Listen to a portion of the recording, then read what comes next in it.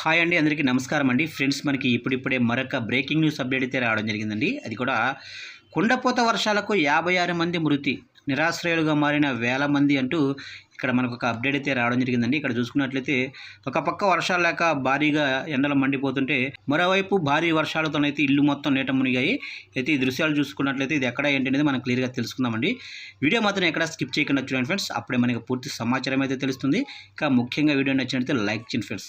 Like చేయడం వల్ల మనకు తెలిసిన ఇన్ఫర్మేషన్ ఇంకొంతమందికి అయితే తెలిసే అవకాశం ఉంటుంది. ఇక లేట్ చేయకుండా వివరాల్లోకి వెళ్ళిపోదాం. ఇక్కడైతే చూడండి ఫ్రెండ్స్, ఇక కుండపోత వర్షాల కారణంగా 56 మంది మృతి చెందారు. ఈ విషాద సంఘటన బ్రెజిల్ దేశంలోనే దక్షిణాది రాష్ట్రమైన రియో గ్రాండే దో సుల్లో చోటు చేసుకుంది. ఎడతెరిపి లేకుండా కురిసిన కుండపోత వర్షం కారణంగా వరదలు పోటెత్తాయి.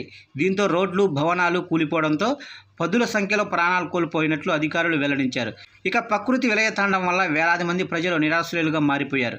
వర్షాలు కాస్త తగ్గుముఖం పట్టడంతో అప్రమత్తమైన అధికారులు సహాయక చర్యలు కొనసాగిస్తున్నారు. ఇక భారీ వరదల కారణంగా భవనాలు కూలిపోవడంతో డజన్ల కొద్దీ ప్రజలు కనబడకుండా పోయారని, మృతుల సంఖ్య మరింత పెరిగే అవకాశం ఉన్నట్లు ఆ ప్రాంత అధికారులు తెలిపారు. ఇదిలా ఉండగా అల్ జజీరా ప్రకారం రియో గ్రాండే దో సుల్లో రాష్ట్రంలోనే నీటి మట్టాలు విపరీతంగా పెరగడం వల్ల ఆనకట్టలు కుంగిపోయాయి.